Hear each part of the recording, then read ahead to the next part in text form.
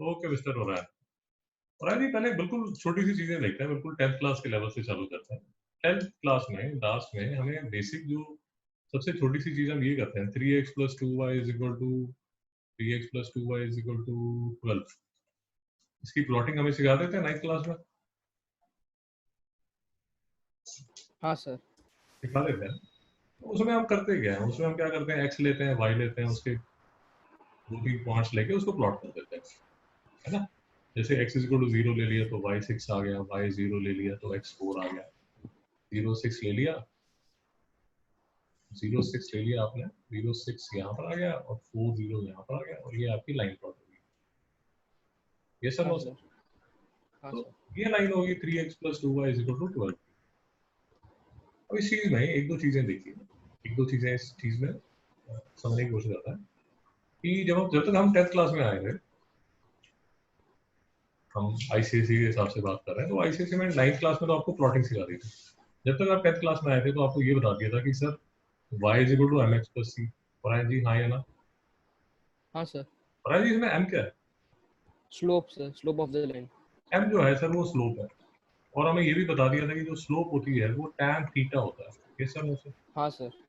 Where theta is the angle that the line makes with the positive x-axis। और जी हाँ या ना? हाँ सर। ये थीटा होता है सर। बात समझ आ गई? और जी यहाँ तक कोई डाउट है? नहीं सर। तो ये बिल्कुल वही लेवल पे 9th और 10th के लेवल पे ही बात को समझने की कोशिश करते हैं कि 10th और 11th में डिफरेंस क्या आना शुरू होता है। Okay। तो अगर मैं ये जो लाइन है आपके सामने, मैं इसको लिख सकता हूँ 2y = 12 - 3x, y = 6 - 3/2x, y = -3/2x + 6। पढ़ा जी हाँ या ना? हाँ सर। अगर मैं इस लाइन को ये जो लाइन यहाँ पर लिखी है, इस लाइन को अगर मैं कंपेयर करता हूँ y = mx + c से, तो मुझे दो चीजें समझ आती हैं मिस्टर हो रहा है। एक तो ये समझ आता है कि इसका जो स्लोप है वो -3/2 है, और जो intercept on the y axis है वो 6 है। वो 6 है। हाँ। पढ़ाई मुश्किल तो नहीं? तो ऑब्वियस है कि ये जो y इंटरसेप्ट होगा वो 6 होगा। और एनीवेज अगर आप इसको चेक भी करना चाहो तो x = 0 पे ये देखिए जो y है वो 6 है, और ये जो है वो इस इक्वेशन में भी नजर आ रहा है मुझे। ये देखिए इंटरसेप्ट जो है 6 है। दूसरी चीज जो ऑब्वियस है वो ये नजर आ रही है कि जो m है वो -3/2 है, मतलब m जो है नेगेटिव है। m जो है वो नेगेटिव है, मतलब जो स्लोप है वो नेगेटिव है। और आज यहाँ तक क्लियर है? हाँ सर। ओके। और आज दो तीन चीजें और देखिए कि ये पहले तो हम ऐसे इसको प्लॉट करते थे।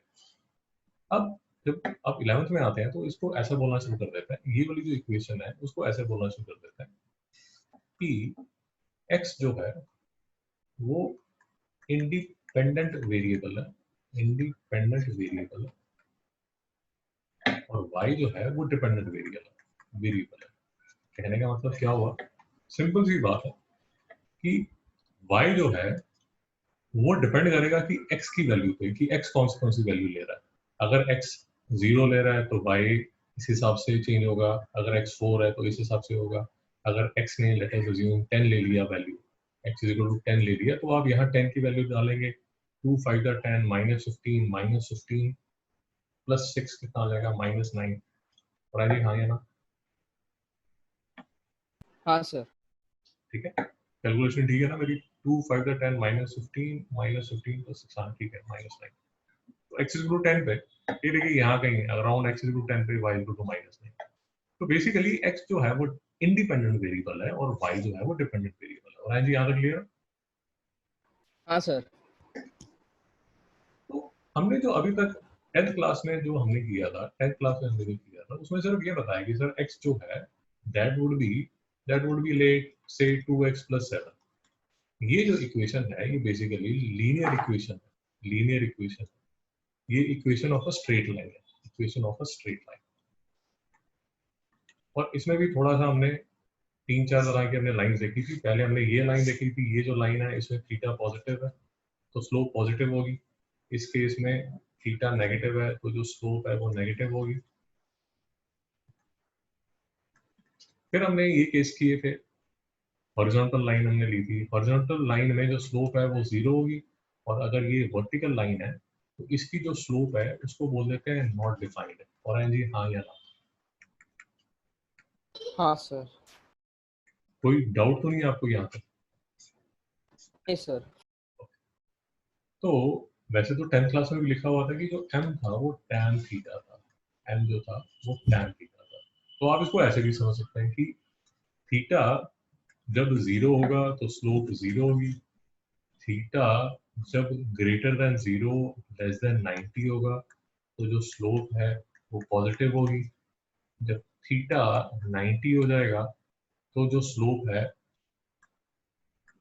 वो नॉट डिफाइंड होगी, और जब थीटा ग्रेटर देन 90 और लेस देन 180 होगा तो जो स्लोप है वो नेगेटिव हो जाएगी।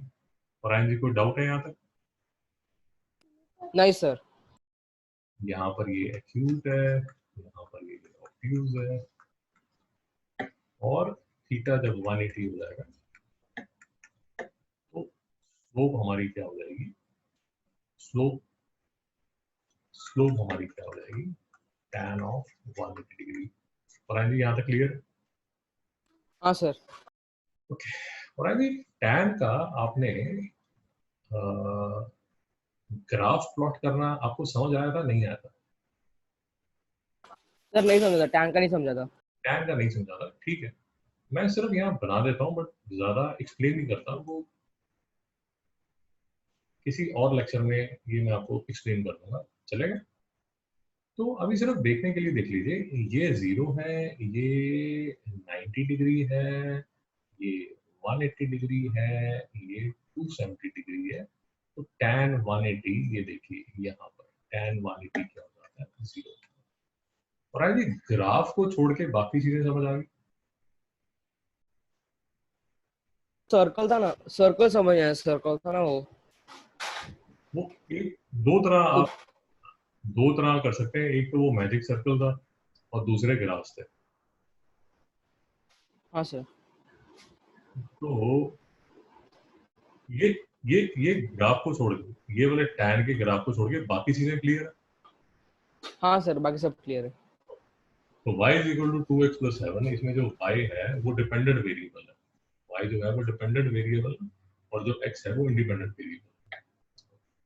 दूसरा, एक और चीज सर आपको बतानी है कि आपने इक्वेशंस भी, क्वाड्रेटिक इक्वेशंस आपने दी थी, क्वाड्रेटिक इक्वेशंस आपने देखी थी। वो जो क्वाड्रेटिक इक्वेशंस थी वो आपको ऐसे नजर आती थी, let us assume square plus 2x plus 1 is equal to 0। और यानी याद है? हाँ सर। इसको आप लिख देते थे x plus 1 whole square is equal to 0, तो जो x है उसके दो रूट्स आ जाएंगे, -1 एंड -1। और यानी हाँ या ना? हाँ सर। तो अब मैं आपको ये कह रहा हूँ कि इसके बेसिस पे आप ऐसा एक y is equal to x square plus 2x plus 1 ऐसा एक इक्वेशन बना सकते हैं, जिसमें अगर आपको मेरी बात समझ आ रही है तो इसको भी प्लॉट किया जा सकता है। कैसे प्लॉट किया जा सकता है? x की वैल्यू दीजिए, x की वैल्यू दीजिए, जैसे आप 0 दे दीजिए, 1 दे दीजिए, -1 दे दीजिए, 5 दे दीजिए, -5 दे दीजिए, और आप वैल्यूज प्लॉट कर सकते हैं y की। और यदि हाँ या ना? हाँ सर। तो y इज इक्वल टू 0 देंगे तो ये 1 आ जाएगा, यहाँ पर 1 देंगे तो 1 2 3 4 आ जाएगा। कैलकुलेट कर लीजिए और मेरे साथ टैली कर लीजिए, मैं ठीक कर रहा हूँ, गलत कर रहा हूँ। 5 डालेंगे तो 25 प्लस 10 35 प्लस 1 36 आ जाएगा। -1 डालेंगे तो 1 -2 प्लस 1 0 आ जाएगा। -5 डालेंगे तो 25 -10 प्लस 1 26 16 आ जाएगा। और हाँ जी, ठीक कर रहा हूँ गलत कर रहा हूँ? हाँ सर, ठीक है ठीक है ठीक है, बराबर है। तो पे 1 आ जाएगा सर, 1 पे 4 आ जाएगा सर, -1 पे 0 आ जाएगा सर, और 5 पे 36 आ जाएगा अप्रोक्सीमेटली, यहाँ ऊपर तो चले जाएगा। और -5 पे यहाँ 16 तक चल जाएगा। और जी मेरी बात समझ आ रही? हाँ सर, वो पैराबोला बन जाएगा ना। एब्सोल्युटली, बिल्कुल ठीक है। तो इसको अगर मैं प्लॉट करूंगा सर, तो ऐसा एक पैराबोला बन जाएगा। और अगर आपने एक चीज और नोटिस की होगी, वो ये चीज नोटिस की होगी कि ये जो x इज इक्वल टू -1 था, अगर आपको मेरी बात ध्यान से, आप मेरी बात सुन रहे हो, तो ये x की वो वैल्यूज हैं जहां पर y क्या हो जाता है, 0। तो कहने का मतलब क्वाड्रेटिक इक्वेशन के जो रूट्स हैं वो बेसिकली वो पॉइंट्स है, those points where y is equal to 0। और जी मेरी बात समझ आई कि नहीं? समझा सर। दूसरी बात आपको ये समझ आई होगी कि all quadratic algebraic expression have parabola as a graph। और जी समझ आया? हाँ सर। कोई डाउट तो नहीं है यहाँ? नहीं सर। ओके, तो ये सर आपको कभी भी अगर क्वाड्रेटिक इक्वेशन कहीं भी नजर आ रही, कहीं पर भी आपको क्वाड्रेटिक इक्वेशन नजर आती है, 2x² + 7x + 5 = y, तो इसका ग्राफ क्या होगा और जी? Parabola sir. थोड़ा सा लेट अस अज्यूम आपको 7x² + 7 = 0 नजर आ रही है, तो इसका ग्राफ क्या होगा सर? पैराबोला ही होगा ना। इज इक्वल टू पैराबोला ही है। बट अगर इक्वेशन है 7x + 8 = 0, तो इसका ग्राफ क्या होगा सर?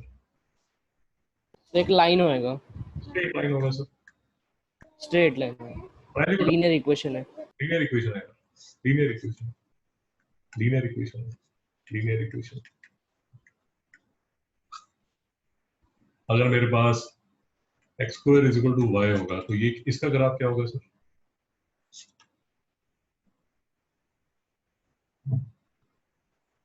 लो, अब कर्व है ना। सर क्वाड्रेटिक इक्वेशन है ना, क्वाड्रेटिक है। अच्छा हाँ हाँ, पैराबोला होएगा फिर। यहाँ पे कोई डाउट है सर?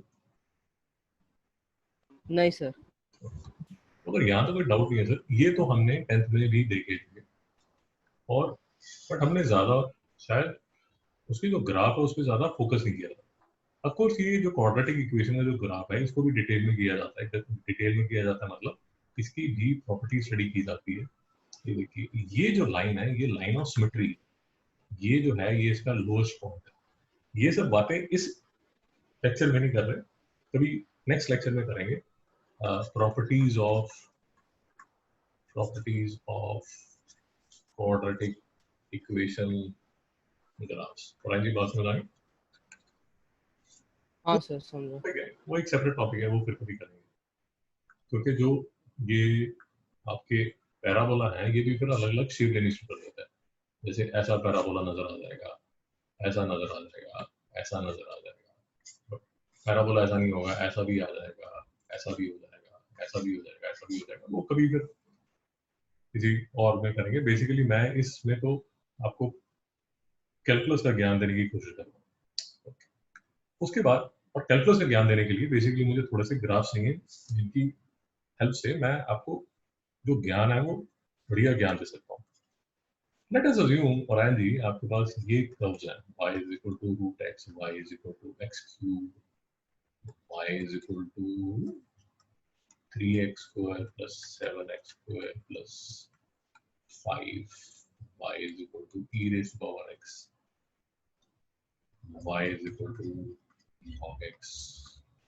तो ओरायन जी, इनके आप ग्राफ प्लॉट कर सकते हैं, नहीं कर सकते? हाँ सर कर सकते हैं। कैसे कर सकते हैं? सर x का वैल्यू और x का वैल्यू डालेंगे सर, फिर उसके हिसाब से y का वैल्यू आ जाएगा, फिर उसको प्लॉट करेंगे। बिल्कुल ठीक, बिल्कुल ठीक। तो लेट अस अज्यूम एक रफ ग्राफ अगर हमें देखना हो, y = √x, late us assume हमें ग्राफ देखना है। कैलकुलस अगर आप ग्राफिकली समझने की कोशिश करते हैं तो कैलकुलस ज्यादा अच्छी तरह समझ आती है। तो y is equal to root x का अगर मुझे ग्राफ करना है तो मैं x की वैल्यू दूंगा, y की वैल्यू दूंगा।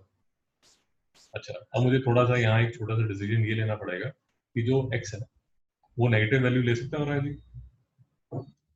नहीं सर। x नेगेटिव नहीं ले सकता sir, x can't be negative. अब उसकी वजह से क्या y कभी नेगेटिव हो पाएगा? नहीं सर। क्योंकि सर y तो x की तरफ देखता है ना भाई, जो तू वैल्यू लेगा वही मैं लूंगा, बट इस रूट ने ये बोल दिया कि यार तुम नेगेटिव नहीं हो सकते। नहीं समझ आया? सर अब हम there is something called complex numbers, वो भी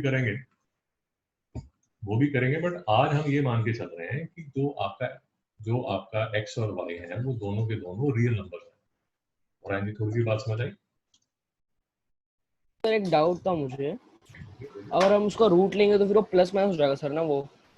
हाँ, अब यही बात आपको समझनी पड़ेगी कि अगर आपने, यही बात थोड़ा ध्यान से समझिए, कि अगर आपने x ले लिया 25 तो y क्या आ गया, रूट 25 आ गया ना। हाँ सर। अब सर यहाँ पर ये एक तो आंसर आपका 5 आप मान सकते हैं, और दूसरा जो आंसर आप मान सकते हैं वो ये बोल सकते हैं -5 -5। आ गया ना। हाँ सर। तो ये इसकी डेफिनेशन है। ये हम क्या करना चाहते हैं, हम सिर्फ रियल नंबर्स में ही रहना चाहते हैं, रियल नंबर्स में ही रहना चाहते हैं, हम इस साइड देखना नहीं चाहते। और आगे नहीं समझा? समझा सर।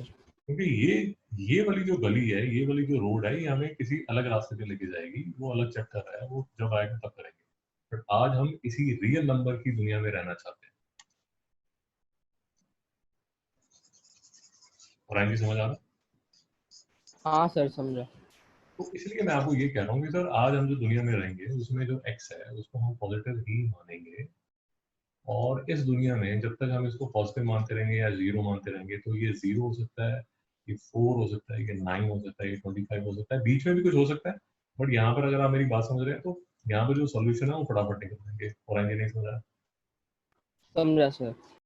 इसका सर हम जब ग्राफ प्लॉट करेंगे तो रफली ये 0 0 से स्टार्ट होगा, ये 4 2 ऐसा होगा, और यहाँ पर 9 3 ऐसा होगा, और जो 25 5 ऐसा होगा, और ये जो ग्राफ है ये कुछ ऐसा नजर आ जाएगा। और आगे नहीं समझ आ रहा ऐसे ऊपर पिक्चर बना देता कब होगा सर ऐसे थोड़ा सा मतलब नीचे की तरफ जाने वाला कब? हूं। नीचे नहीं जाएगा सर, मैंने वो गलती की थी, वही आपको बता मतलब रहा। नीचे थोड़ा सा ऐसे। स्लोली स्लोली ऊपर जाता रहेगा, अगर आप मेरी बात समझ रहे हैं। देखिए 100 पे 10 होगा,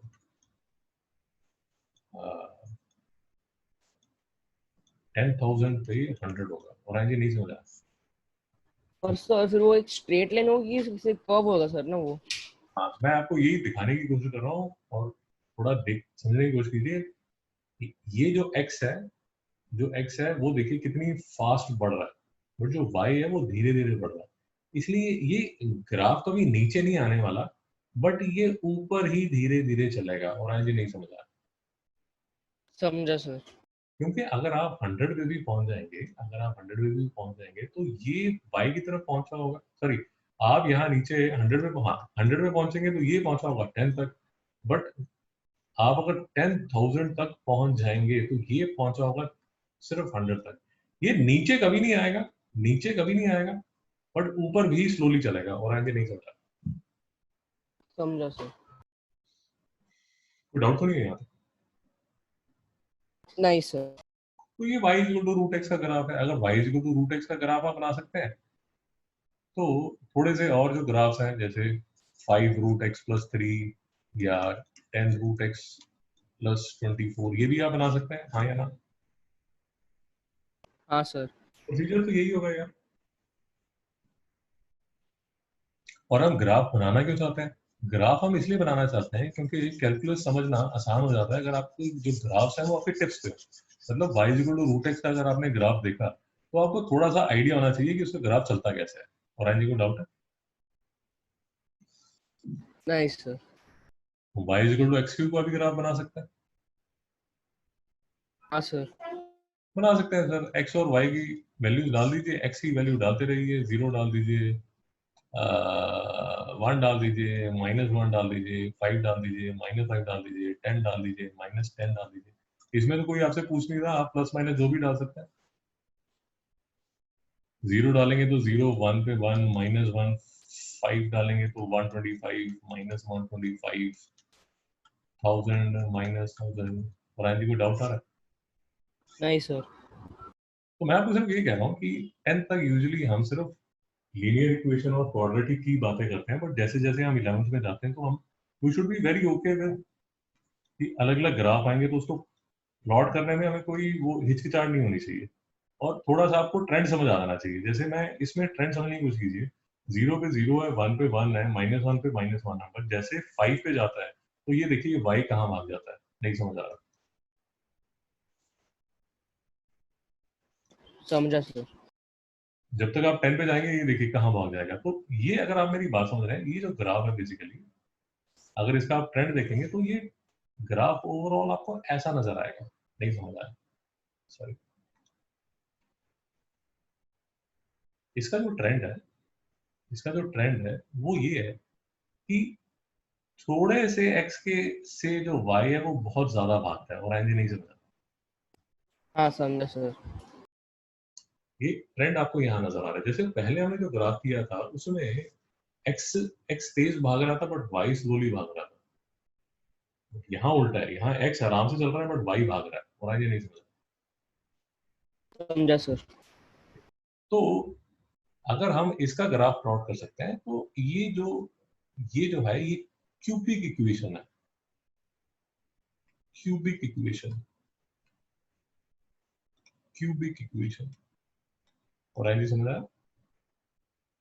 हाँ सर। क्यूबिक इक्वेशन के जनरली जो ग्राफ आपको नजर आएंगे, क्यूबिक इक्वेशन के जनरली जो ग्राफ नजर आएंगे वो आपको ऐसे ही नजर आएंगे। मतलब ऐसे नजर आ जाएगा, या ऐसे नजर आ जाएगा, या कहीं ऊपर नजर आएगा, या ऐसे नजर आ जाएगा, और आएंगे नहीं समझा। समझा सर। तो एक जनरल ट्रेंड जो क्यूबिक इक्वेशन का है वो ऐसा रहता है। यहाँ तक बात समझ? हाँ सर।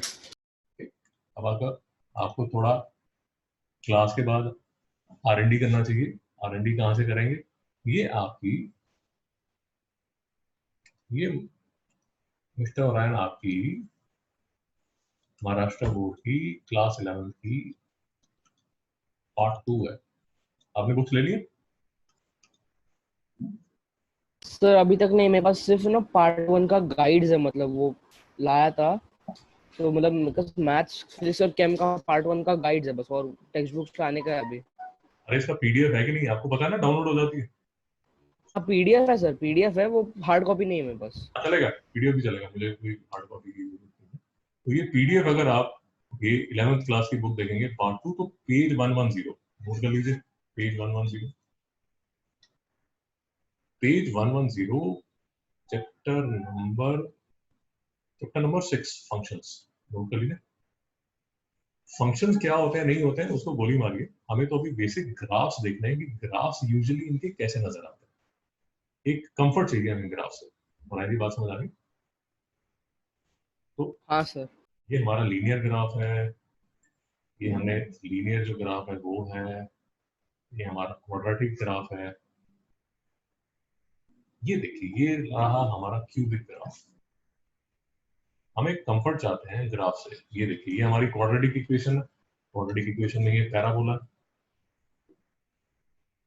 देख रहे हैं। ये देखिए ये हमारी हाँ सर। ये हमारी क्यूबिक इक्वेशन है। क्यूबिक इक्वेशन का यूजुअली जो ग्राफ है वो ऐसा ऐसा ऐसा नजर आएगा, ये आपको ऐसा नजर आएगा। हाँ सर। ये हमारा रूट एक्स है, अभी हमने डिस्कस किया। पुरानी बात समझे?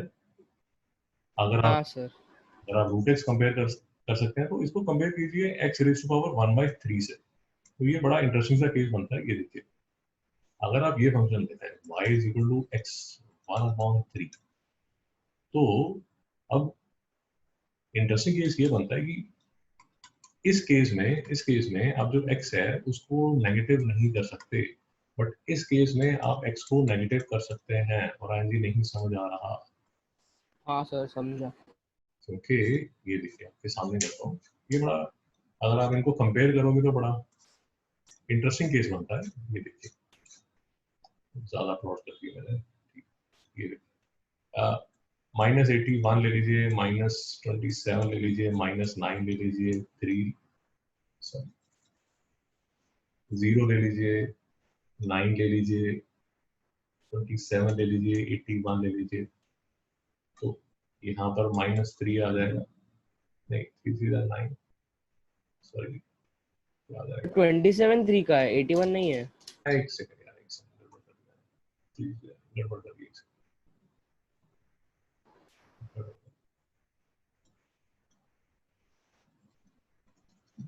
एक्चुअली जब आप ये ऐसे ग्राफ रफली प्लॉट करते हैं तो हमें इजी से नंबर्स लेने चाहिए ताकि हमें एक बेसिक ट्रेंड समझ आता है कि वो ग्राफ का ट्रेंड कैसा है। जैसे मुझे इजी नंबर्स अगर लूं तो मुझे यहाँ पर पॉजिटिव नंबर में इजी नंबर कौन सा लेना चाहिए? 8 लेना चाहिए। उसके बाद क्या लेना चाहिए? फिर उसके बाद 27 64 125। आप बेसिक ट्रेंड देखना चाहते हो कि यार ग्राफ का जो ट्रेंड है वो कैसा होगा, तो आसान से नंबर लीजिए, मगजमारी मत कीजिए। तो यहाँ पर अगर आप लेंगे तो ये -5 होगा, -4 -3 -2 0 2 3 4 5। और जी समझ आ रहा है मैं क्या करूँ? हाँ बेसिक ट्रेंड समझने की कोशिश कर रहा हूँ कि ट्रेंड कैसा होगा। और अब देखिए, अब देखिए x कैसे भाग रहा है, ये देखिए x कैसे भाग रहा है और y देखिए कैसे भाग रहा है। x तो फटाफट जा रहा है, ये 8 में पहुंच गया तो ये 2 तक ही पहुंचता है, ये 27 तक पहुंच गया तो ये 3 तक ही पहुंचता है, ये 64 तक पहुंच गया तो ये 4 तक ही पहुंचता है, ये 125 तक पहुंच गया। और आगे नहीं समझ आ रहा? हाँ सर समझा। x जो है वो फटाफट भाग रहा है, बट y जो है वो स्लोली भाग रहा है। उसी तरह आप यहाँ पर देखेंगे सर पर इसका ग्राफ भी फिर वैसा ही होएगा ना सर कि ये x।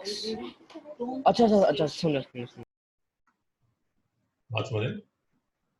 हाँ सर वो ये हॉरिजॉन्टल हो जाता है ना वो ग्राफ। ना हॉरिजॉन्टल नहीं होगा, वो बात समझिए, ये हमेशा बढ़ता ही रहेगा। ये हाँ ना तो कभी हॉरिजॉन्टल होगा और ना कभी इस साइड जाएगा, ये इस ऐसा नहीं होगा। इसकी इसकी सिर्फ थोड़ी प्रॉब्लम समझिए। इसकी प्रॉब्लम ये है कि y पे ये स्लोली चलता है बट x पे फास्ट चलता है। नहीं समझ में आ रहा? समझा सर।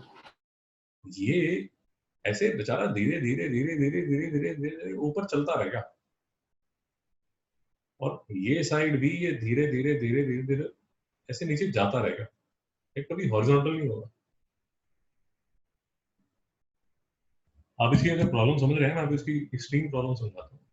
जैसे अगर आप x को 1000 लेते हैं तो y कितना आता है? 10।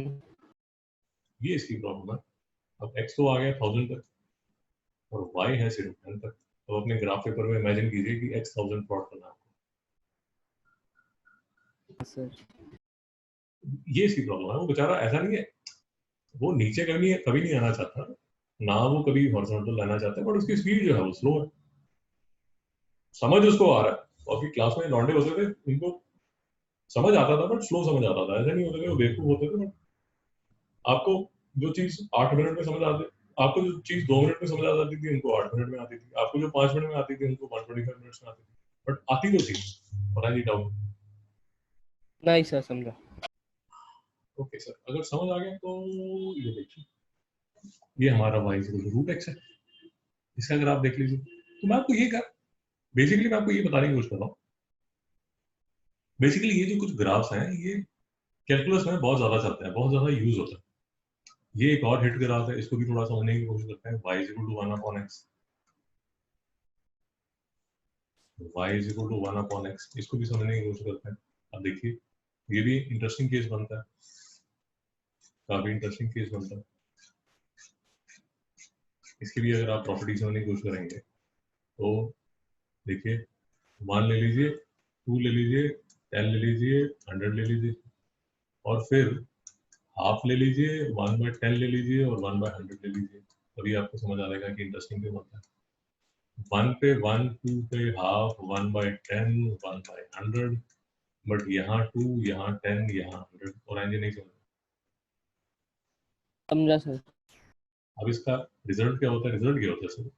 ये 1 पे तो यहाँ है, 2 पे हाफ है, 10 पे और भी नीचे है, 100 पे तो और भी नीचे होगा, बट जैसे ही हाफ होगा तो ये उठ जाता है, 1/10 होगा तो और ऊपर, और 1/100 पे तो और ऊपर होगा।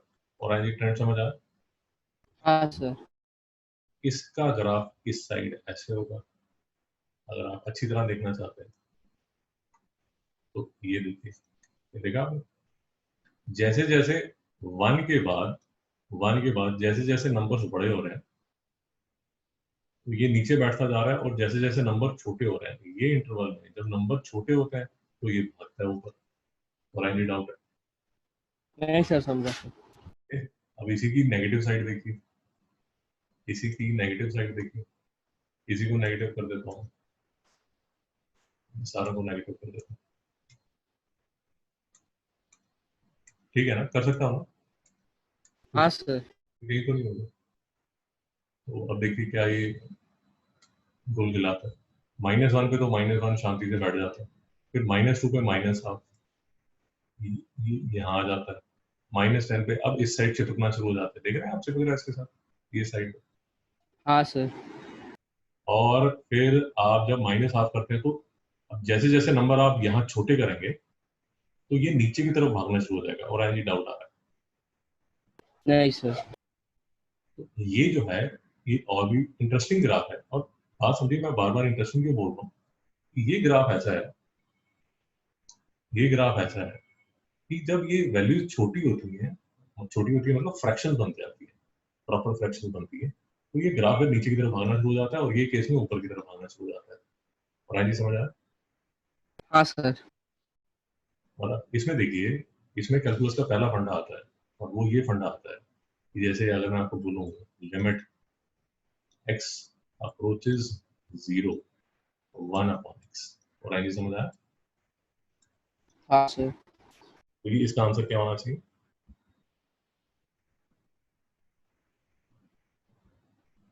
तो वो y तो फिर वो बहुत ऊपर भागेगा फिर ना सर। हाँ, अब जो बोलना चाहिए बोल सकते हैं,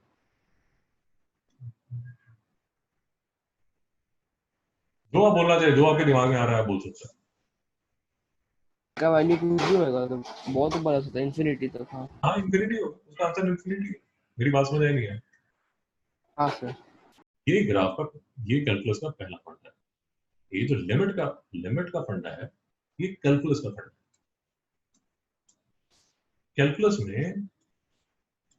कैलकुलस में और अलजेब्रा में एक जो फंडामेंटल डिफरेंस आ जाता है वो ये आ जाता है कि अलजेब्रा में तो जो x है वो हमेशा एक वैल्यू लेगा, इज इक्वल टू आएगा, बट कैलकुलस में जो x है वो टेंड कर सकता है टुवर्ड्स समथिंग। और आगे नहीं समझ आ रहा? हाँ सर, समझा। तो अलजेब्रा में क्या होगा, अलजेब्रा में एग्जैक्ट वैल्यूज आती है, x जो है वो कोई एक वैल्यू लेता है, x1 होगा, x2 होगा, x100 होगा, x10,000 होगा, बट कैलकुलस में सडनली जो x है वो it can tend towards something, so it can tend towards zero, it can tend towards infinity। वो जो tend वर्ड है कि वो उसकी तरफ जा रहा है बट पहुंच नहीं रहा है, वो जो है वो कैलकुलस का बिल्कुल फंडामेंटल प्रिंसिपल। और आगे नहीं समझा?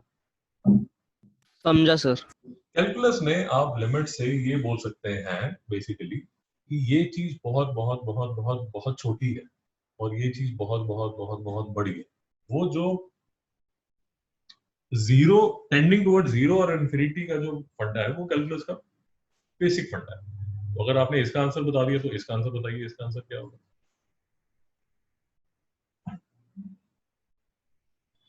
उसका सर 0 होगा सर ना फिर। जीरो होगा सर, बिल्कुल ठीक। मिस्टर उधर समझ आ रहा नहीं यार? हाँ सर। तो और है जी, देखिए यही चीज आपको तो ग्राफ पे भी नजर आ रही है, ये देखिए ग्राफ किसका है, इसका 1/x है क्या, 1/x तो एक्चुअली fx है, fx लिख लीजिए या y is equal to 1/x लिख लीजिए, एक ही बात है। तो मैं इसको 1/, fx मतलब सर फंक्शन आएगा सर ना, function of x। Yes, fx मतलब function of x, function of x। वो बाजू में जो है सर वो x नॉट इक्वल टू 0 उसका लिमिट होगा सर ना फिर वो। सर देखिए, ये आपको ये बताने की कोशिश कर रहा है कि सर जो x है वो 0 हो नहीं सकता भाई, लिमिट रहेगा सर ना उसको। क्योंकि सर देखिए, ये वही मैं आपको बताने की कोशिश कर रहा हूँ कि ये जो है x is not equal to 0, ये अलजेब्रा बोल रहा है। x टेंड्स टुवर्ड्स 0, ये कैलकुलस बोल रहा है, और आयन जी नहीं समझ में आ रहा। अच्छा समझा सर। बेसिकली आप ऐसे मान लीजिए, बेसिकली आप ऐसे मान लीजिए, बेसिकली आप ऐसे मान लीजिए कि आप, मम्मी आपकी बोल रही है कि after 10 not allowed, after 10 not allowed, entry at home. मेरी बात समझ आई? हाँ सर। जाते जाते डैड आपके बोल रहे हैं कि यार वो बैक डोर खुला होगा, back door will be open. नहीं समझा? समझा सर।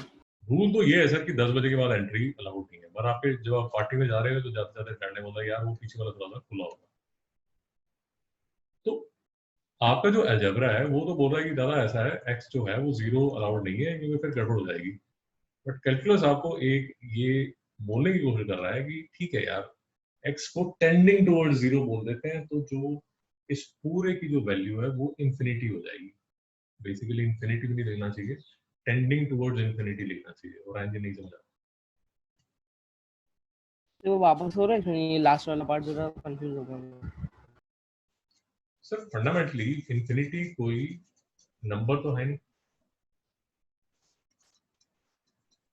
आ गया ना? अच्छा इंफिनिटी कोई नंबर नहीं है। तो अगर आप ये बोलते हैं कि x इक्वल टू इंफिनिटी, तो वो बेसिकली बड़ी गलत सी बात है।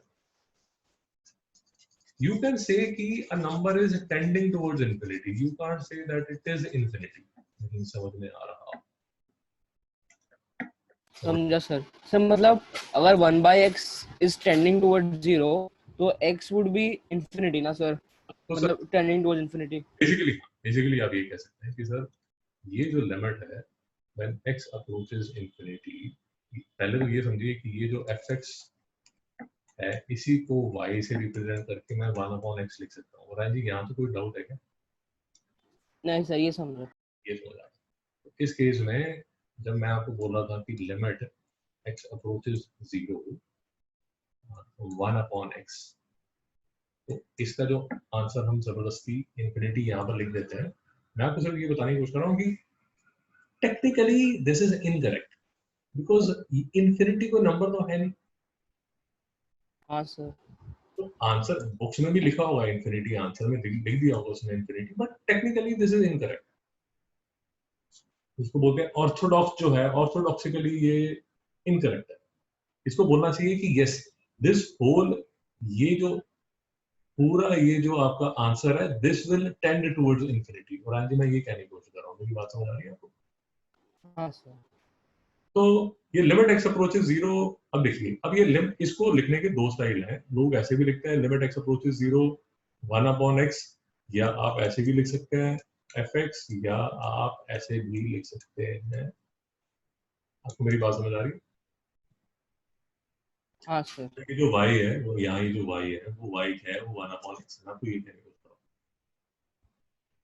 दूसरा क्वेश्चन मैं आपसे ये पूछ रहा हूँ कि limit x approaches infinity, 1/x की वैल्यू क्या होगी? तो 0 होगा सर ना वो। 0 होगी, करेक्ट। बट यहाँ पर भी अगर आपको मेरी बात समझ आ रही है, तो ये जैसे जैसे ये इंफिनिटी की तरफ जा रहा है, ये 0 की तरफ जा रहा है। और आज मेरी बात समझ आ रही है?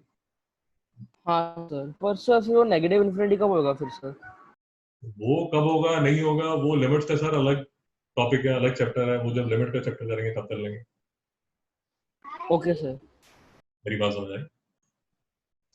क्योंकि मैं तो हाँ आपको कैलकुलस के बेसिक फंडे समझाने की तरफ भाग रहा हूँ।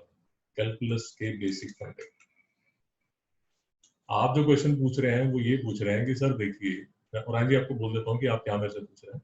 आप ये पूछ रहे हैं कि सर ये जो x अप्रोचेस 0 है, वो आप पॉजिटिव साइड से अप्रोच कर सकते हो और नेगेटिव साइड से अप्रोच कर सकते हो। और जी हाँ सर। साइड से अप्रोच करते हो तो y भागता है पॉजिटिव इन्फिनिटी की तरफ, और जब नेगेटिव इन्फिनिटी की तरफ से x अप्रोच करता है तो y भागता है माइनस इन्फिनिटी की तरफ। और एंजल नहीं समझ आया? हाँ सर। ये जो टेक्निकलिटीज हैं ये मैं अभी डील नहीं कर रहा, मेरी बात समझ आई? Okay sir. मैं बेसिक कैलकुलस के पढ़ने आपको देना चाहता हूँ। ये जो चैप्टर है ये है फंक्शंस का। फंक्शंस के बाद एक चैप्टर आता है लिमिट्स का। लिमिट्स के बाद एक चैप्टर आता है कॉन्टिन्यूटी का।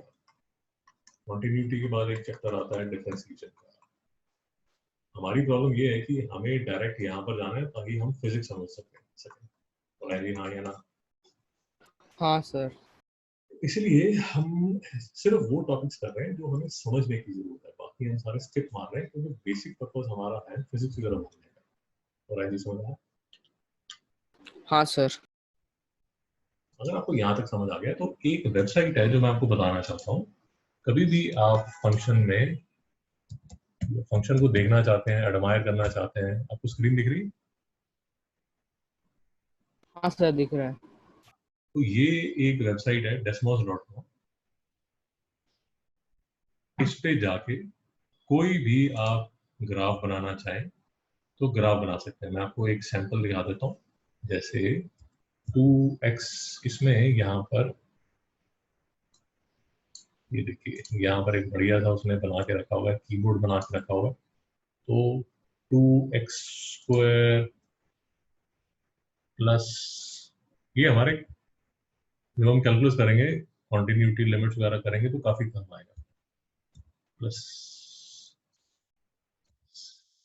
प्लस सॉरी 7 देखा आपने?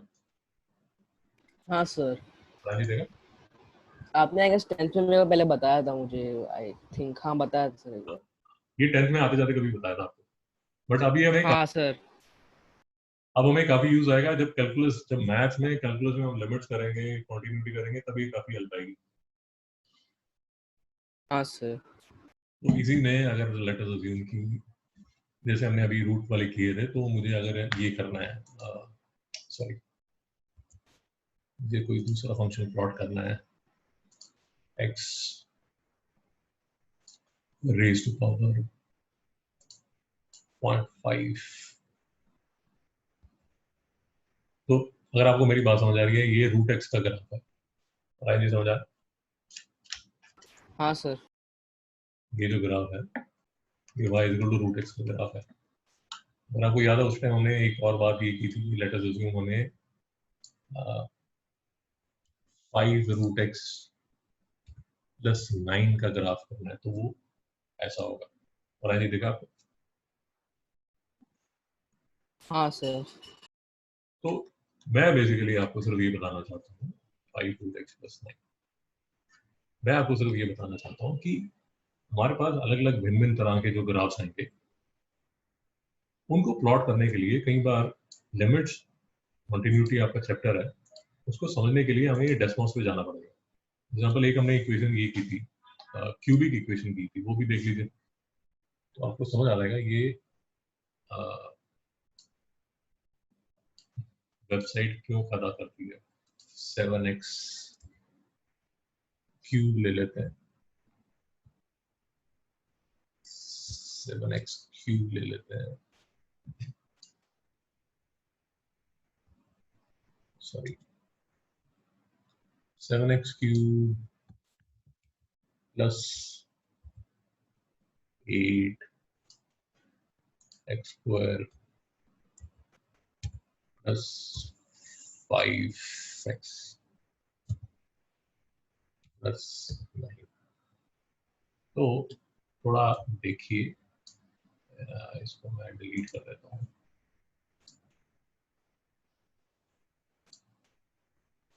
ग्राफ दिखा आपको, टेढ़ा मेढ़ा? हाँ सर, आपने बोला था वैसे ही बना हुआ। या अगर सबसे सिंपल आप लेंगे तो x क्यूब सबसे सिंपल है, ये रहा हमारा 600 x क्यूब। देखा आपको? राजी देखा? हाँ सर। ये एक्स क्यूब का ग्राफ है, इसी को थोड़ा सा कॉम्प्लिकेट करने के लिए प्लस 5 कर लीजिए तो ये ऐसा बन गया। थोड़ा सा और कॉम्प्लीट करने के लिए इसको 4 कर लीजिए, थोड़ा सा और अच्छा बन गया। और कॉम्प्लिकेट करने के लिए +5 एक्स स्क्वायर कर लीजिए +5 कर लीजिए, तो ऐसा बन गया। और जी समझ आ रहा है? हाँ सर। तो बेसिकली मैं आपको ये कह रहा हूँ कि ये वेबसाइट, ये जो desmos.com है, इससे कंफर्टेबल होना चाहिए आपको। लेक्चर के बाद इसको थोड़ा देखना चाहिए देखता हूँ लेक्चर के बाद। और ये जो मैंने आपको बोला है ये आपको देखना चाहिए। एक और तरह का जो ग्राफ है जो हमें समझना पड़ेगा, ये भी हमें काम आएगा, वो है ये exponential graph. Exponential graph simple, but इसमें भी कुछ अच्छे बढ़िया मजेदार केसेस बनते हैं। तो इसको देखिए। एक्सपोनेंशियल ग्राफ मतलब y is equal to 3 raise to power x। अब फिर से अगर मुझे ये प्लॉट करना है, मैं इसको पहले क्रिएट कर देता हूँ। y is equal to 2 raise to power x या y is equal to 10 raise to power x। तो इसमें भी प्लॉट करने का वैरायंट जो स्टाइल है वो स्टैंडर्ड है। इजी पॉइंट्स लीजिए ताकि मगजमारी ना हो। 0 ले लीजिए, 1 ले लीजिए, 2 ले लीजिए, 3 ले लीजिए, -1 -2 -3 लीजिए। और जी ठीक है। हाँ सर। तो 0 पे 1 2 4 2 4 to the 8 minus half -1/4 -1/8। -1/8। इसको मैं प्लॉट करूंगा तो 0 1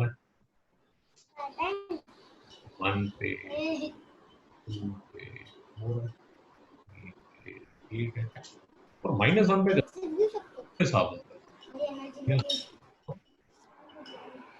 +1 पे जाता हूँ, -1 पे जाता हूँ तो -1/2 है। -2 पे जाता हूँ तो -1/4 है। -3 पे जाता हूँ तो -1/8 है। एक सेकंड में इसको थोड़ा क्लीनली प्लॉट करता हूँ। अच्छा मैंने गड़बड़ कर दी। ये -1 पे -1/2 नहीं होगा, हाफ होगा, 1/4 होगा, 1/8 होगा। और जी समझ आया क्यों क्या गलती की मैंने? हाँ वो अपने वो भी माइनस में ले लिया। ये जो है ये बेसिकली 2 रेज़ टू पावर -1 होगा। ये 2 रेज़ टू पावर -2 होगा। ये 2 रेज़ टू पावर -3 होगा। मैंने ये गड़बड़ कर दी। हाँ सर वो बिल्कुल माइनस नहीं होगा वो। तो फिर ये थोड़ा बहुत से पैराबोल तरह होगा उतना थोड़ा बहुत से। उसको प्लॉट करके वही मैं आपको समझाने की कोशिश कर रहा हूँ। बेसिकली मैं आपको कंफर्ट कर रहा हूँ कि ग्राफ कैसे प्लॉट किए जाते हैं, उस फैक्ट से आपको कंफर्टेबल कर रहा हूँ। क्योंकि ये ग्राफ हमें समझ आएंगे तो कैलकुलस जल्दी समझ आएगी। 0 पे मैं 1, 1 पे मैं 2, 2 पे मैं 4 और -1 पे मैं हाफ हूँ।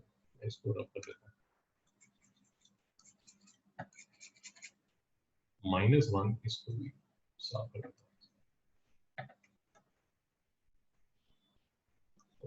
-1 पे मैं हाफ हूँ, -2 पे मैं 1/4 हूँ, -3 पे मैं 1/8 हूँ। और जी समझ आया नहीं? समझा सर। और इसमें भी अगर आप मेरी बात समझ रहे हैं, एक इंटरेस्टिंग चीज आप ये देखेंगे, एक इंटरेस्टिंग चीज ये देखेंगे, मैं इसको साफ करके आपको एक जनरल बताता हूँ कि ये वाले जो कर्व हैं, ये वाले जो कर्व हैं आपको ऐसे नजर आएंगे। ये वाले कर्व जो हैं उसमें आपको ये नजर आएगा कि जो x है वो पॉजिटिव भी है नेगेटिव भी है, बट जो y है वो हमेशा पॉजिटिव है। और जी समझ आया कि नहीं? हाँ सर समझा सर समझा। इसी को अगर आप कंपेयर करेंगे y is equal to 2 raise to power -x है, 2 रेज़ टू पावर -x है। तो इसमें भी देखिए ऐसा ही ग्राफ होगा, ज्यादा कोई चेंज नहीं होगा। आपको समझ आ जाएगा क्यों नहीं चेंज होगा। सर वो उल्टा होता है वो नेगेटिव में होएगा वो। देखिए देखिए देखिए, जो आप सोच रहे हैं क्या ये वही है? कंपेयर कीजिए जरा, मैं बनाता हूँ, आप कंपेयर कीजिए। देखिए ये ग्राफ मैं प्लॉट कर रहा हूँ। 0 पे 1 है, 1 पे हाफ है, 2 पे 1/4 है, 3 पे 1/8 है। जब आप यहाँ पर आते हैं तो ये क्या है? 2 है, 4 है, 8 है, तो 0 पे 1 है, 1 पे हाफ है, 2 पे 1/4 है, 3 पे 1/8 है, -1 पे 2 है, -2 पे 4 है, -3 पे 8 है। और आगे नहीं समझ आ समझा सर, मतलब y पॉजिटिव ही रहेगा सर कुछ भी होगा तो ना। रहेगा। यस सर, यही मैं आपको बताने की कोशिश कर रहा हूँ। क्या आपने यही सोचा था? क्योंकि मैथ्स में एक हमें ये टॉपिक करना है, डोमेन और रेंज। मैं आपको दिखाता हूँ वहां पर। तो बेसिकली डोमेन और रेंज का मतलब ये होता है कि x कौन सी वैल्यू ले सकता है वो डोमेन होता है, और y कौन सी वैल्यू ले सकता है वो रेंज होता है। फॉर एग्जांपल इस केस में जो x है वो पॉजिटिव नेगेटिव दोनों तरफ भाग रहा है। अगर आप देख रहे हैं ये फंक्शन में और ये फंक्शन में, जो y है वो हमेशा पॉजिटिव है, वो नेगेटिव नहीं हो पा रहा। और एनी डाउट? हाँ सर। ये देखिए आपके सामने, ये देखिए आपके सामने, इसको ध्यान से देखिए। ये देखिए, ये हमने प्लॉट किया था, ये हमने प्लॉट किया था y is equal to 2x। ये देखिए, x जब पॉजिटिव है तो y ऊपर की तरफ भाग रहा है, जब x नेगेटिव होना शुरू हो जाता है तो y नीचे तो जा रहा है बट y नेगेटिव नहीं हो रहा। उसी तरह y is equal to 2 -x, x जो है, x जब नेगेटिव है तो y ऊपर की तरफ भाग रहा है, और जैसे ही x पॉजिटिव होता है तो y नीचे की तरफ भागता है, बट नेगेटिव कभी नहीं होता। y जो है वो नेगेटिव कभी नहीं है। और एनी डाउट है? नहीं सर, समझा। ओके, तो ये सर जो हमने अभी तक किए हैं ये बेसिक अलजेब्रिक ग्राफ्स है, बेसिक अलजेब्रिक ग्राफ्स है। थोड़े से और कॉम्प्लिकेटेड ग्राफ्स भी हैं जो मैं अभी स्किप मारूंगा। जैसे ये जो ग्राफ है ये y equal to e raise to power x का ग्राफ है, इसको मैं स्किप मार रहा हूँ। e क्या है? e जैसा पाई एक नंबर था वैसा ही है, ठीक है। एक और स्किप मैं मार रहा हूँ, वो ये मार रहा हूँ कि y equal to log x का ग्राफ मैं आपको ये अभी बता रहा हूँ। But for your information and reference उसका ग्राफ भी प्लॉट किया जा सकता है, कुछ ऐसा नजर आता है। फरहान जी समझ आया? हाँ सर, समझा। मतलब ग्राफ अगर नहीं समझ आया ठीक है, बट एटलीस्ट आपको दिख गया कि y equal to log x का भी एक ग्राफ होता है, और y हाँ sir. e raise to power x का भी एक ग्राफ होता है। वो अभी नहीं कर रहे, जब जरूरत पड़ेगी तब करेंगे। और ये देखिए लिखा हुआ है डोमेन और रेंज, डोमेन रेंज लिखा हुआ है। सर हाँ सर। तो अगर आपको याद होगा वो ट्रिग्नोमेट्री की हमने जो प्लेलिस्ट बनाई है उसमें अगर आपको याद है तो ये है हमारा साइन का ग्राफ, ये ऐसे भागता है। ये है हमारा कॉस का ग्राफ जो ऐसे भागता है। हाँ सर। ये ये 0, 90, 180, 270, 360 यहाँ पर है मेरा तो 1 होगा वहाँ पे ना। मेरा 1 होगा, ये मेरा -1, -1। और अगर मैं कॉस का प्लॉट करना चाहता हूँ तो यहाँ पर होगा, यहाँ पर होगा, यहाँ पर होगा। तो कॉस का ग्राफ मेरा भागेगा कुछ ऐसे। और आगे नहीं समझ आ रहा? समझा सर। बेसिकली यार, अगर आपने वो ट्रिग्नोमेट्री की प्लेलिस्ट देखी क्योंकि उसमें काफी डिटेल में बताया, अभी तो मैं ऐसे ही आपको दिखा रहा हूँ। साइन का ग्राफ ऐसे भागता है, और कॉस का ग्राफ जो है, कॉस का ग्राफ जो है वो ऐसे भागता है। हाँ सर, वो कोसाइन और कोस में तो बाकी समझेंगे सर मेरे को ग्राफ्स। ठीक, तो ये देखिए उसमें सिर्फ एक दो चीजें और याद रख लीजिए। डिटेल हम ट्रिग्नोमेट्री में करेंगे, एक दो चीजें बस सिंपल सी और याद रख लीजिए। उससे ज्यादा हमें ग्राफ में, साइन और कॉस के ग्राफ में और कुछ ज्यादा नहीं चाहिए। देखिए सिर्फ ये याद रखिए, एक बात तो ये याद रखिए कि ये आपका जो साइन का कर्व है वो उसकी जो वैल्यूज हैं वो 1 और -1 के बीच में बंधी रहती है। और ऐसी बात समझ आया? तो हाँ सर। ये जो वैल्यू है ये 1 है और ये जो वैल्यू है वो -1 है। तो साइन का जो कर्व है वो 1 और -1 के बीच में बना रहता है। इसके बाहर इस इस रेंज के बाहर जो साइन का कर्व है वो जा नहीं पाता। मेरी बात समझ आ गई? हाँ सर समझा। उसी तरह जो मेरा कॉस का ग्राफ है, उसी तरह जो मेरा कॉस का ग्राफ है वो भी 1 में और -1 में ही अपनी लाइफ निकाल लेता है। मैं इसको थोड़ा सा ठीक कर देता हूँ ताकि आपको डाउट ना आए। मेरी बात तो समझ आ रही है ना? हाँ सर समझ रहे। जो एक्स है, जो एंगल है वो तो भाग रहा है प्लस माइनस दोनों में, बट जो y है वो बेचारा बंधा रहता है हमेशा 1 और -1 के बीच में, साइन में भी और कॉस में भी। ये देखिए ये आपका कॉस का ग्राफ है जिसमें जो y है वो सिर्फ 1 और -1 के बीच में फंसा रहेगा। सर कोई डाउट है? नहीं सर।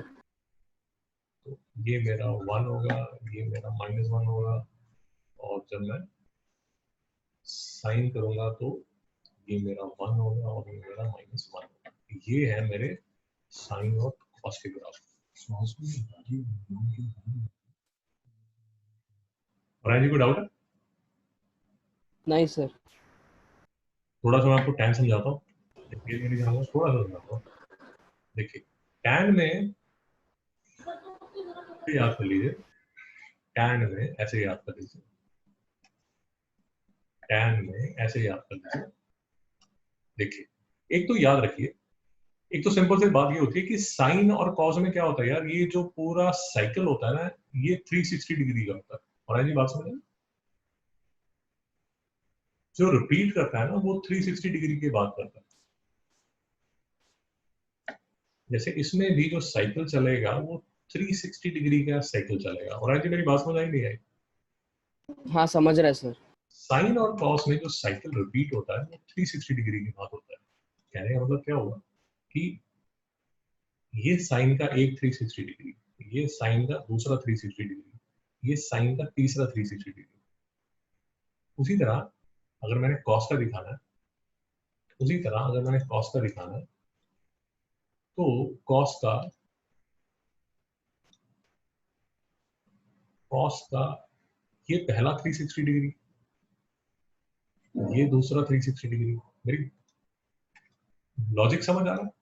और हाँ सर समझ रहे। इसमें जो रेपिटेशन होता है साइन और कॉस में वो होता है 360 डिग्री का रेपिटेशन होता है। साइकिल जो है वो 360 डिग्री का होता है। तो पहली बात तो टैन में ये याद रखिए और लिख लीजिए, टैन में जो रेपिटेशन होता है वो 180 डिग्री का होता है। टैन में जो रेपिटेशन है वो 180 डिग्री का होता है। तो पहली बात तो ये याद रख लीजिए। फिर जब भी आपने ग्राफ बनाना है तो -90 यहाँ और 90 यहाँ, और यहाँ एक वर्टिकल डॉटेड लाइन और यहाँ एक वर्टिकल डॉटेड लाइन। और आगे कर लिए। हाँ सर समझा। और tan 0 तो आपको याद है, tan 0 0 और tan 90 इंफिनिटी या अनडिफाइंड। ये तो हमें 10th में ही सिखा देते हैं, हाँ या ना? हाँ सर। तो ये साइड में इसका जो ग्राफ होता है वो ग्राफ होता है ऐसा, और नेगेटिव साइड में ये ऐसा नीचे गिरता है। यहाँ तक समझ आ गया? हाँ सर समझा। और दूसरी बात ये याद रखिए कि इसकी जो रेपिटेशन होती है वो 180 डिग्री की रेपिटेशन होती है। इसका मतलब क्या हुआ? इसका मतलब ये हुआ दोस्त कि ये आप जब नेक्स्ट रिपीट करेगा तो 180 डिग्री बाद मतलब 90 प्लस यहाँ यहाँ रेपिटेशन, यहाँ पर इसकी दूसरी रेपिटेशन होगी। मैं आपको दिखाता हूँ कि ये कैसे, क्या मैं आपको बोल रहा हूँ।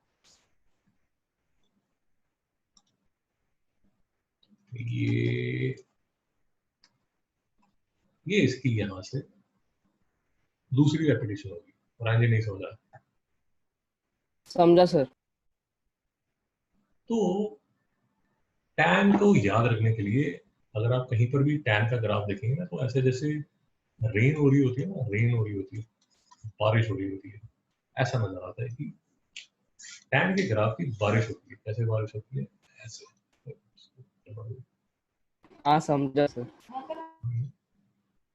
तो ऐसे इसकी बारिश होती है। तो ये एक डॉटेड लाइन है, फिर ये ऐसा एक डॉटेड लाइन है, ये भी मैंने थोड़ा गड़बड़ कर दी, ये ऐसे डॉटेड लाइन, फिर से डॉटेड लाइन, ऐसे बारिश होगी। और ये जो बारिश होगी हर 180 डिग्री के बाद होगी। ये सारे 180 डिग्री है। 180 डिग्री मतलब ये अगर 0 है तो ये 180 है, उसके बाद यहाँ ये 360 डिग्री है और ये बीच में 270 डिग्री है। और हाँ जी, यहाँ तक कोई डाउट? नहीं सर समझा।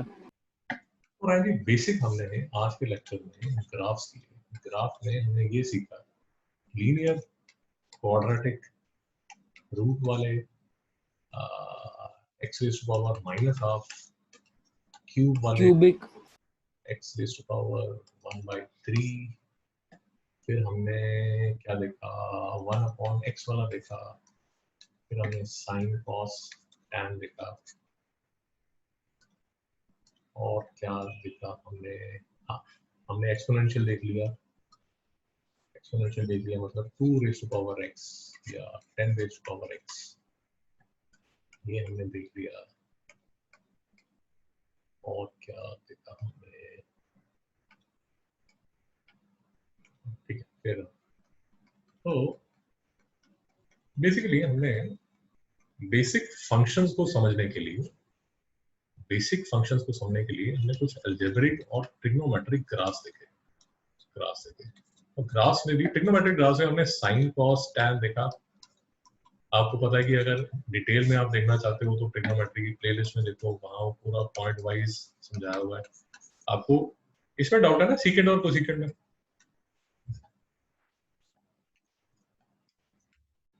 हाँ सर। हाँ, ये मैं आपको समझा दूंगा। सर कॉट और कॉट भी है सर। हाँ। कॉट भी है, हाँ ठीक है। मतलब इनवर्स में आपको प्रॉब्लम है, वो मैं समझा दूंगा, कोई प्रॉब्लम नहीं हाँ सर, वो टैन भी था पर टैन समझ गया अभी। है। और ये क्या नाम है इसका, बेसिक हमने अलजेब्रिक जो ग्राफ्स है वो भी देख लिया। अब आपने हाँ करना है, सर। आपने लेक्चर के बाद करना क्या है? लेक्चर के बाद आपने एक तो ये पेजेस पढ़ना है, और पेजेस में बाकी का ज्ञान मत देखना, आप बेसिक ये देखना कि इसके ग्राफ्स कैसे हैं, ग्राफ पे फोकस करना। और दूसरा आपने ये करना है कि हमारे प्यारे डेस्मोस पे जाके, आपने थोड़े से ऐसे खुद ही क्यूबिक इक्वेशंस और क्वाड्रेटिक इक्वेशंस और एक्सपोनेंशियल फंक्शंस और एक दो ट्रिग्नोमेट्रिक फंक्शन भी बना के इसको प्लॉट करना है। और ऐसी बात समझ आई नहीं है? हाँ सर ठीक है। ट्रिग्नोमेट्रिक फंक्शन जब आप प्लॉट करोगे, थोड़ा सा आप इनोवेटिव हो जाना, ऐसे 5 sin x + 5 या 5 cos x + 100 ऐसे करके देखना, तो आपको और इंटरेस्टिंग लगेगा। हाँ सर। वही इंटरेस्टिंग करना चाहते हो तो ऐसे करना है, sin x sin 2x sin 5x, मतलब x को डबल या उसको इंक्रीज करना। हाँ सर। दो दो चीजें आप कर सकते हैं, एक तो x को ऐसे मल्टीपल्स में ला सकते हैं, या sin x और 5 sin x और 10 sin x, इनको कंपेयर करके देखिए। और एक और एक्सरसाइज जो आप कर सकते हैं वो ये कर सकते हैं कि sin x + 5 और sin x + 10 और sin x + 100, इन तीनों को कंपेयर कर सकते हैं। ये आपको इंटरेस्टिंग लगेगा बहुत, और फिजिक्स में ये बहुत काम आएगा। उसी तरह एक और सर ये कर सकते हैं कि sin x कर लीजिए, sin x + 10 कीजिए, sin x + 5 कीजिए। आप देख रहे हैं मैं क्या कैसे ग्रुप्स कर रहा हूँ, इनको आपस में कंपेयर कीजिए, तो आपको फिजिक्स में इस चीज की बड़ी हेल्प होगी। और जी बात समझे? हाँ सर। ठीक है। और जी ये ग्राफ्स का था, और नेक्स्ट लेक्चर में हम बेसिक कैलकुलस के फंडे समझते हैं। बात समझ आई? मतलब वो 4